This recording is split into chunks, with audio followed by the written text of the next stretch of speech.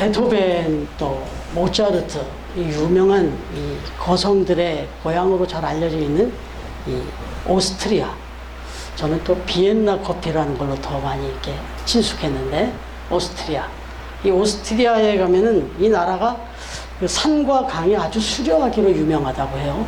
예, 그래서 영상으로 좀 봤는데, 이 산과 강이 수려하게 이렇게 유명한 이 오스트리아에는 또 잘 알려진 강이 하나 있죠.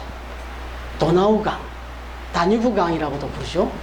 이 다뉴브강이 자료를 보니까 엄청나요.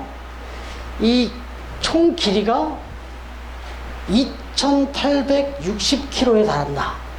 2,860km. 이 강이 감이 잘 안 오시잖아요. 서울에서 부산까지가 한 400km 얘기하는데 2,860km는 어느 정도인지 강줄기가. 그래서 이게 유럽의 젖줄처럼 이 강물이 유럽의 10개국을 10개국을 거쳐서 흐른다고 하네요. 그러다 보니까 다분히 이 다뉴브강을 중심으로 해서 이제 수도 빈도 조성이 됐겠지만 또 행사도 많이 있는데, 그 중에 또 유명한 행사가 하나 있는데, 그게 뭐냐면 이 다뉴브강을 도강하는, 강을 건너는 행사, 이런 행사가 종종 벌어진다는 거예요. 그런데 문제는 이 강이 만만치 않기 때문에 이제 많은 선수들이 출전을 하는데, 상당히 많은 선수들이 이 강을 건너는 이 도전을 했다가 낭패를 겪고 많은 선수들이 포기를 하는 그런 지점이 있는데, 그게 바로 그 강에서 한참 좀 진입했다 갈 쯤 되면 좀 소용돌이 치는 지역이 있다네요. 그 강줄기 중에. 근데 이 소용돌이 치는 이 부분에 도착해서 상당히 많은 선수들이 탈락을 하고 포기를 하고 또는 위험을 처하는 경우가 벌어진다. 이런 얘기예요. 미소가 한쪽으로. 그런데 이 소용돌이 앞에서 많은 선수들이 도전을 했다가 포기를 하고 그렇게 낭패를 겪는데, 여기서 이제 아마추어 프로가 이제 갈리는데, 노련한 여러 차례 도전을 해서 익숙하고 노련한 이 프로들은 여기서 이제 진가를 발휘한다는 거예요. 근데 그 비결이 뭐냐? 알고 보면 너무 간단한 거라는 거예요. 그 소용돌이가 치는 지점까지 누구나 오는데, 그 부분에서 쭈삣쭈삣할 때 이 프로들은 거기서 노련미를 보여주는데 당황하지 않는다는 거예요. 두려워하지 않는다는 거예요. 그리고는 그 소용돌이의 그 흐름을 유심히 지켜보다가 그 흐름에 자연스럽게 자기의 몸을 맡긴다는 겁니다. 그냥 몸을 싹 내맡긴다는 거예요. 그러면 두려움과 그 공포심이 잠시 있지만, 그럼에도 불구하고 그 흐름을 잘 읽고 그 소용돌이 안에 몸을 딱 맡기는 순간에 이내 빨려 들어가는가 싶으면 다시금 그 소용돌이가 물가로 이 몸을 맡긴 사람을 다시 또 토해내놓는다네요. 그걸 잘 이용해가지고 그걸 통과한다는 거예요. 근데 이걸 이제 아마추어들은 여기서 많은 사람들이 두려움과 그 막막함에 포기를 한다는 거죠. 근데 이 프로들은 그렇게 해서 그걸 통과하더라 하는 얘기예요. 여러분, 이 이야기를 접하면서, 오늘 말씀을 준비하면서 이제 이 이야기를 접했는데, 우리가 인생을 살아가면서 마라톤에도 비유하고 또 어떤 여러 가지 인생의 비유가 있지만, 사실 우리가 강물을 같이 유유히 흘러가는 게 우리 인생이잖아요.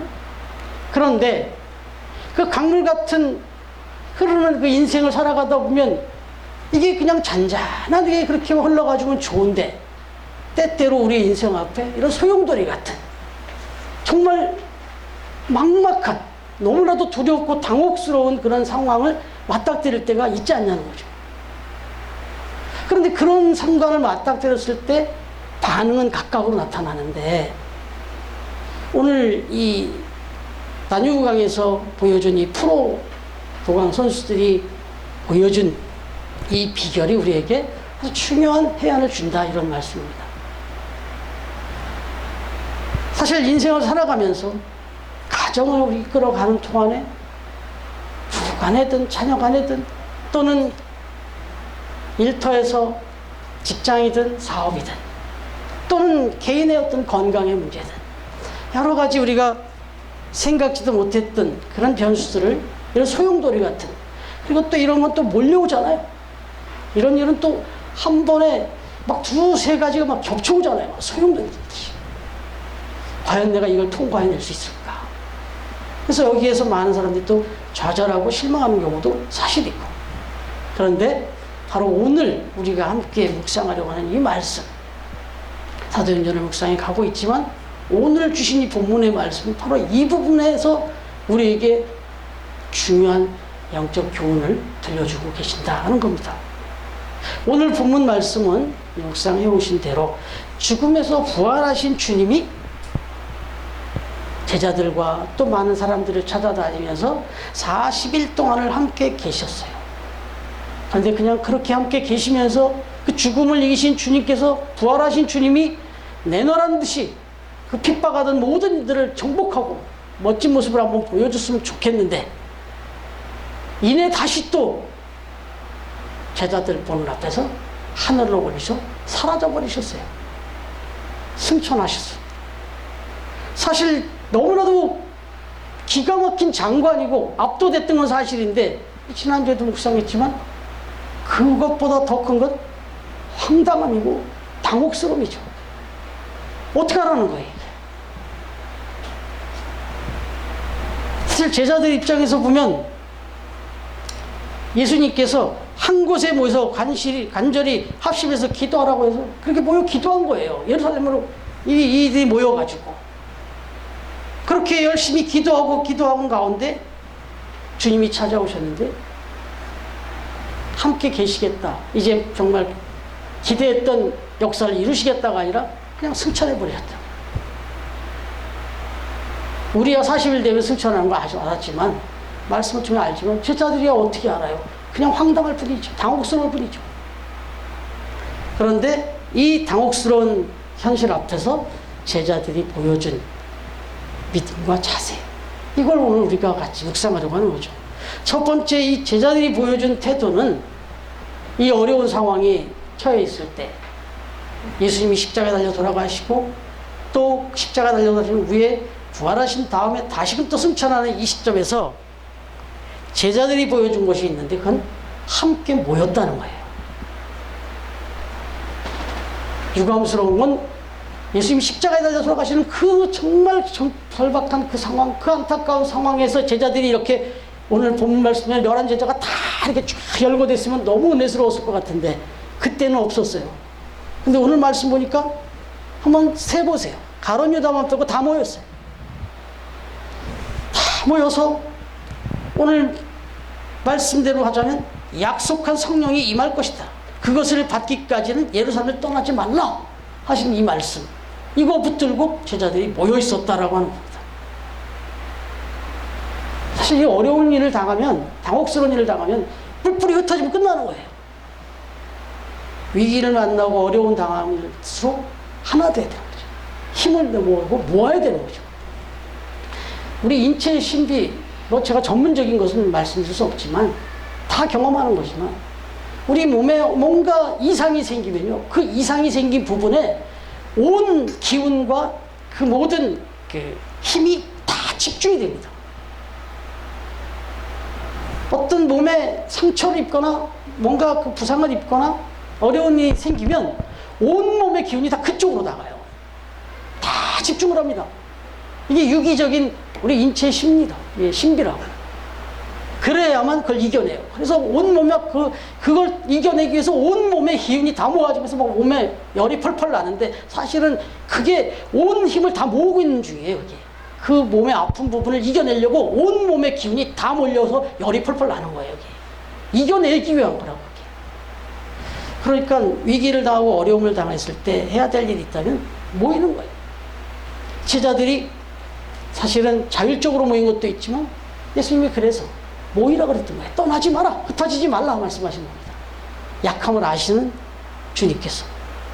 여러분, 오늘 말씀 보면 14절을 보시면 예수님을 사랑하여 골고다 십자가 언덕까지 쫓아갔던 여인들, 그리고 예수님의 무덤까지 쫓아갔다가 예수님의 부활의 현장을 목격했던 여인들, 그리고 예수님의 어머니를 비롯한 예수님의 형제들까지 다 모였다고.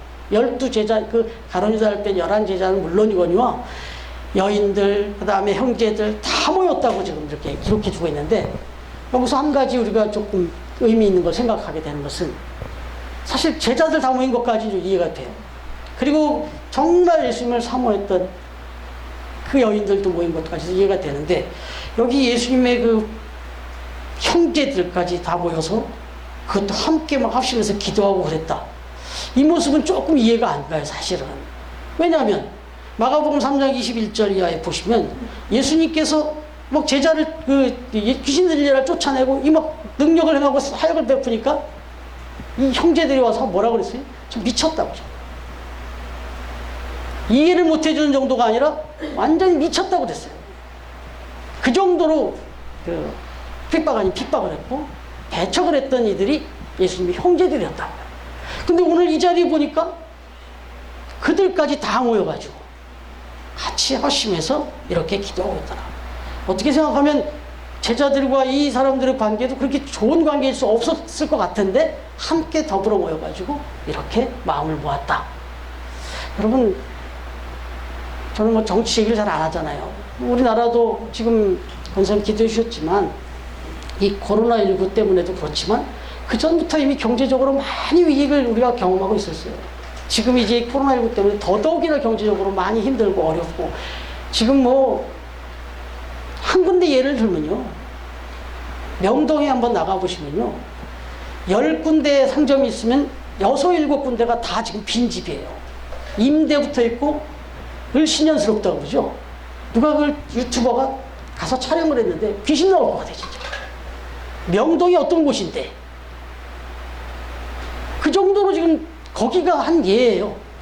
뭐 이태원, 뭐 홍대야, 뭐 사람 뭐 어마어마하게 몰렸다는 곳이 지금 다 그러고 있어요. 그건 상징적인 예를 들어드리는 거고, 지금 정말 많은 분들이 정말 힘들게 어렵게 고군분투하고 있습니다. 그런데 더 가슴 아픈 것은 신문을 접할 때, 뉴스를 접할 때마다 이 나라가 너무나도 찢어지고 있다는 거예요. 사분오열되고 있다는 겁니다. 여야는 물론이고 동서 좌우, 이거 뭐 너무 많이 찢어졌어요, 이 나라가. 이게 지금 문제입니다. 지금 위험하고 어려운 시기를 맞는 것보다 더 문제는 이게 사분오열된 거. 이거 위해서 기도 많이 해주셔야 됩니다. 여러분이나 저나 또 개인적인 입장도 있고 개인적인 소견이 있을 수 있어요, 이 시대를 바라보면서. 그러나 그건 개인적인 소견일 따름이고, 아울러서 그 모든 걸 다 내려놓고 하나 되도록, 여야가 하나 되고 남북이 하나 되고 좌우가 하나 되고 정말 이 나라가 하나 되도록 기도 많이 해주셔야 돼요. 그래야만 이 위기를 우리가 잘 이겨낼 수 있단 말이죠. 중요한 것은 이렇게 지금 이 제자들, 그렇게 흩어졌고 좀 두려웠던 제자들이 이 위기의 때에 결정적으로 예수님이 말씀하신 것을 붙들고 모였다라고 하는 것, 이 희망이 있었습니다. 이게 초대교회를 이제 초대교회 되게 하는 그런 역사의 시작의 힘이었어요. 그런데 두 번째로 볼 것은, 그렇게 모이기만 한 것 갖고서 능력이 나타났냐? 그게 아니었어요. 14절 말씀을 다시 한번 읽어보시겠어요? 같이 시작. 14절 시작. 여자들과 예수의 어머니,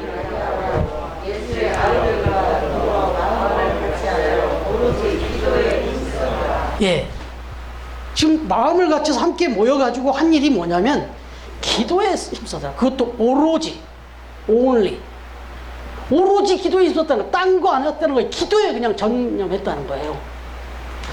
여러분, 이렇게 우리나라도 이제 어려운 일이 이렇게 생기면 중대본이라는 게 탄생이 되고요. TFT라고 해서 태스크포스 팀이 발족이 되고요. 이게 전략팀이 생기면서 기획회의를 하고 전략회의를 하고 이렇게 하는 게 맞죠. 어려운 상황이 되고 위기를 당하면. 그건 세상적인 방법이에요. 그걸 나쁘다고 하는 게 아니라 그렇게 해야 되죠, 물론. 그러나 교회도 뭐 갑자기 그냥 그런 일이 생기면, 위기가 오면 그렇게 태스크포스 팀을 꾸려가지고 뭔가 전략회의라고 회의라고 이렇게 되는 게 아니라는 거예요. 교회는 어떤 문제를 앞에 딱 맞닥뜨리면 기도부터 해야 되는 거예요. 모여서 해야 될 일이 기도. 그것도 오로지 기도라고 하잖아요. 오로지. 그렇게 기도해야 된다는 거죠. 그리고 바로 지금 이 제자들이 모여서 기도를 했다는 거예요. 여러분, 이 기도라고 하는 것은 참 이게 막연하게 생각하기가 쉬운데 정말 가장 파워풀한 일입니다. 이 우리 앞에 펼쳐진 이 모든 이 상황들을 가장 능력 있게 해결할 수 있는 분에게 도움을 청하는 거거든요. 그래서 심하게는 정말 우리가 해도 못하고 더 이상 할 수 없을 때 우리는 하나님을 찾는데 좀 안타깝죠. 사실은 처음부터 하나님께 맡기면 더 쉬울 텐데. 제가 그때 우리 임직식 때도 와서 같이 안수해 주시고 했던 목사님, 한중근 목사님이라고 서산에 수린 요양원 하시는 목사님, 그 목사님이 그 요양원을 꾸미고 얼마 안 됐을 때 사모하고 이제 제가 같이 방문을 한 적이 있어요. 그게 첫 번이 아니고 막 지을 때도 갔고 그 다음에 이제 지어놓은 다음에도 갔어요. 다 지어놓고 갔을 때가 또 마침 겨울이었어요.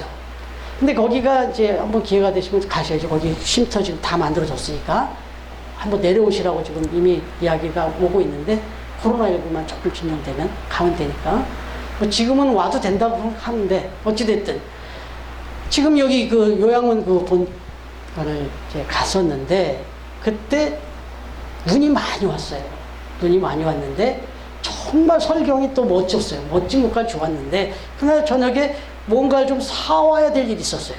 그래가지고 그 목사님하고 저하고 차를 가지고 제 차를 타고 그때 제가 카니발이었나요? 그랬습니다.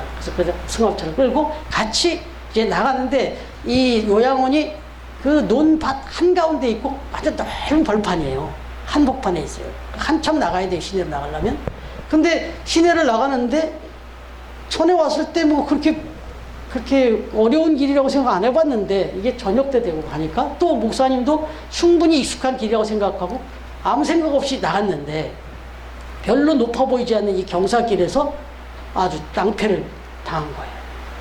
올라가는데 충분히 올라갈 수 있을 줄 알았던 길이 올라가다가 바퀴가 헛돌면서 막 조금 미끄러지는데 이거 가만히 서 있을 수도 없고 미끄러 내려가자니 이게 점점 방향이 막 꺾여가지고 바퀴를 들면 뭐 나름 운전을 뭐 10년을 전국을 뭐 운전했다고 하는데도 이게 마음으로 안 드는데 점점 여기서 조금만 움직였다가는 논바닥으로 들어가게 생기더라고.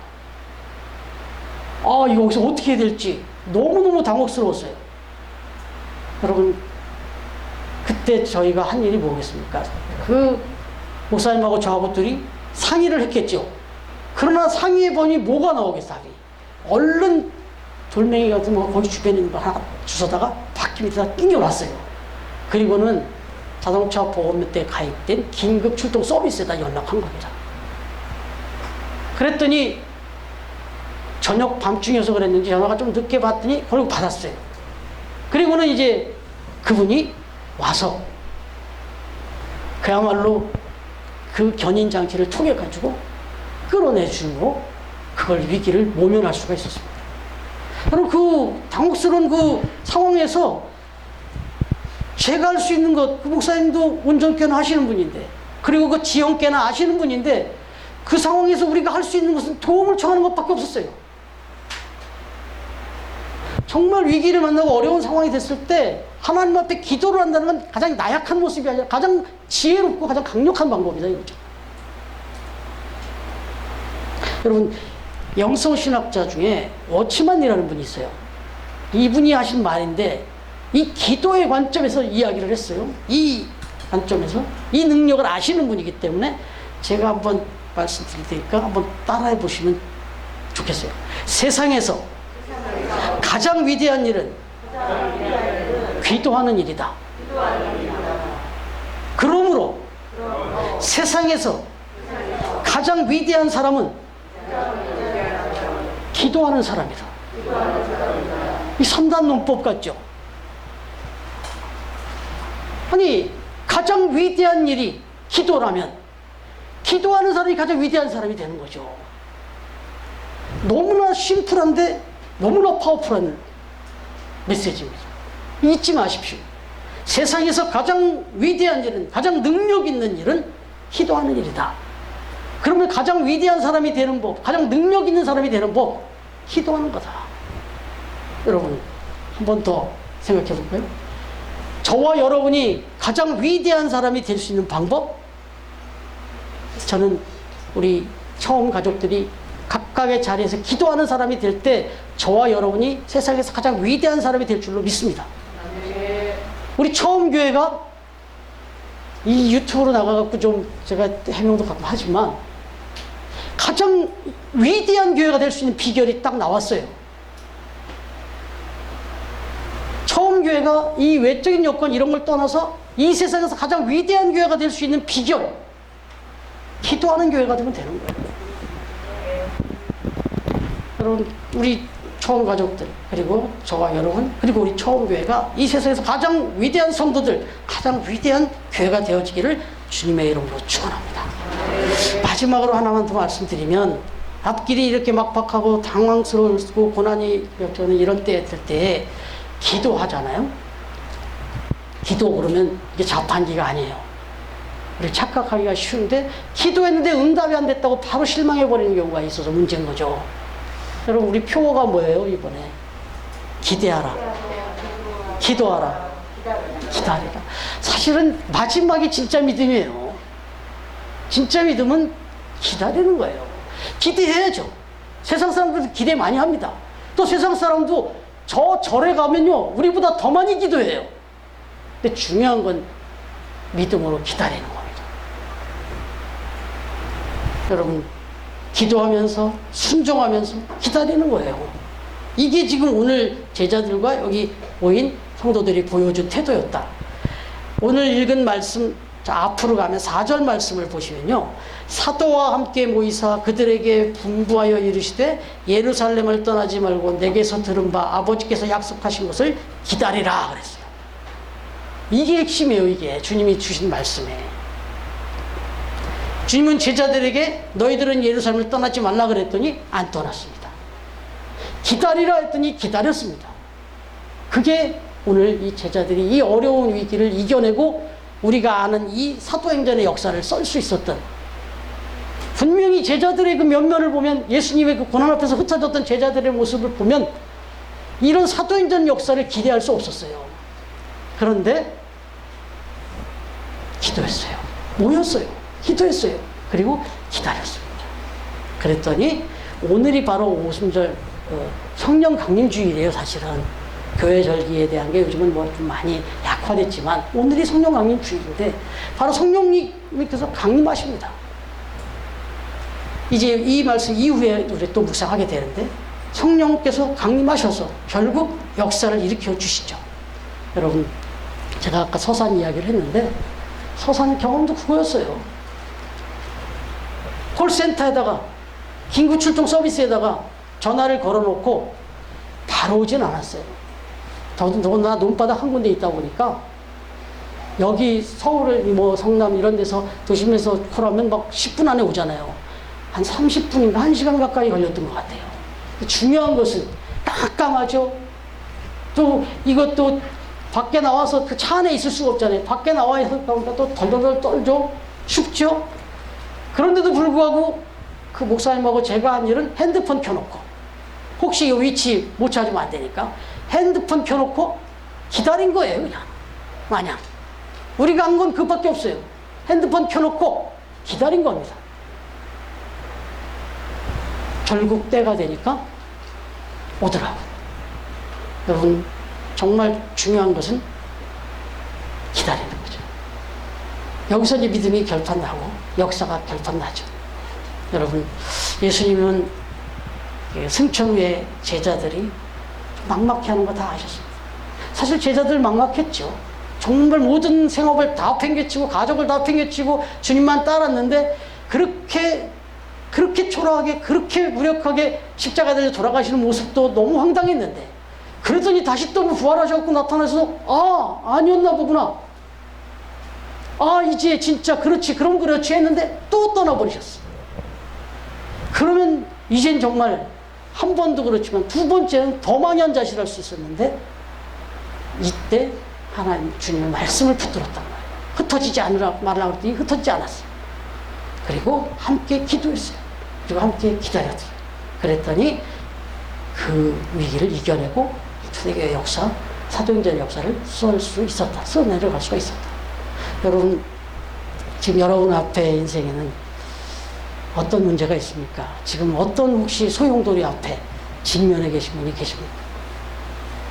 잔잔할 수도 있지만 또 지금은 아닌데 또 어느 날 소용돌이 같이 몰려올 수도 있겠는데 그런 상황 앞에서 서두에 다뉴브강의 프로들처럼 당황하지 마시고 두려워하지 마시고 그 영적인 흐름에 몸을 맡기시고 내 생각 내 판단을 내려놓으시고 주님의 뜻을 구하면서 기도하시고 그래서 정말 가장 위대한 사람이 되어서 위대한 일을 경험하는 그래서 삶으로 그걸 간증할 수 있는 그런 처음 가족들이 다 되시기를 축복합니다.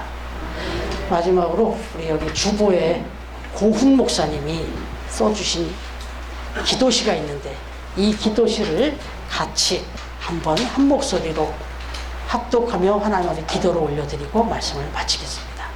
같이 한번 천천히 한번 같이 기도하는 마음으로 읽겠습니다. 나의 기도. 환난 날에는 두려워 않고 일상의 날로 받아들이는 믿음을 주시고 평범한 날에는 방심하지 않고 특별한 날로 받아들이는 은혜를 주옵소서. 풍성한 날에는 드림과 나눔으로 가난하게 하시고 궁핍한 날에는 있는 것을 감사함으로 청빈하게 하소서.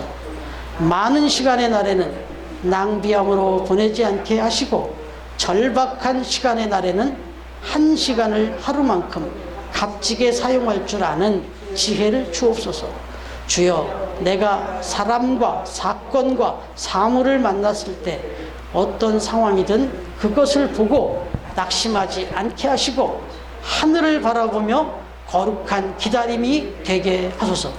지나간 시간은 결코 돌아오지 않고 내일은 반드시 주님과 함께 나를 찾아오는 것을 알게 하소서. 아멘. 기도드리겠습니다.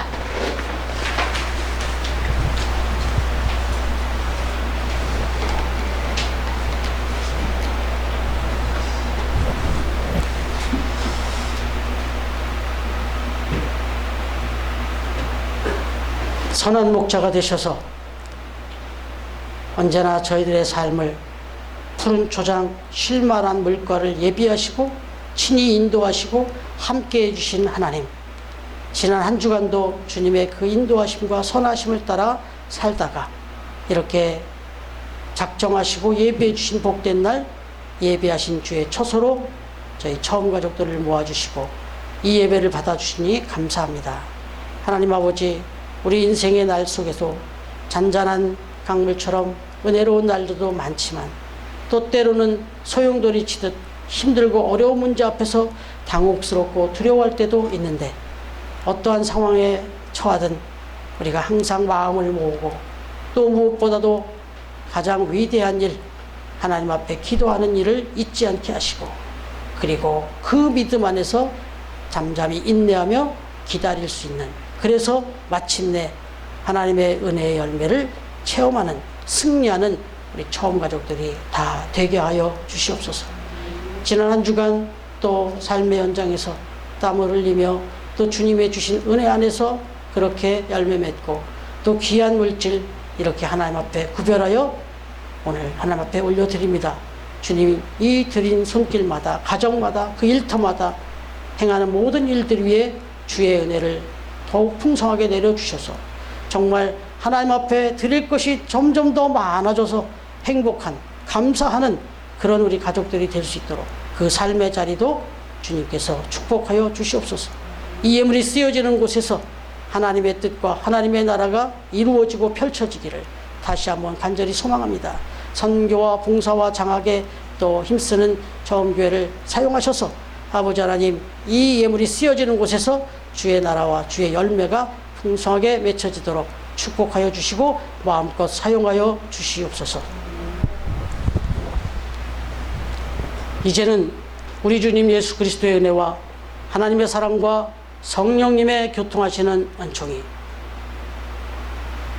하루하루에 살아가는 인생의 삶 속에서 형통할 때나 곤고할 때나 어떠한 순간에도 주님만을 바라보며 마음을 모으고 뜻을 모으고 그리고 주님 앞에 무릎 꿇어 손을 모아 기도하면서 그리고 그 믿음으로 인내하며 기다리며 승리하며 그렇게 살아갈 것을 다시 한번 주님 앞에 머리 숙여 다짐하는 처음 가족들 머리 위에 가정 위에 일터 위에 삶의 자리 위에 그리고 허락하여 주신 몸된 교회 처음 교회 위에 그리고 이 귀한 장소를 예비하시고 허락해 주신 세이브전과 기쁨의 집 위에 오늘도 주의 이름으로 모여 예배하는 모든 주의 백성들 위에 이제로부터 영원토록 함께해 주시기를 간절히 축원하옵나이다. 아멘.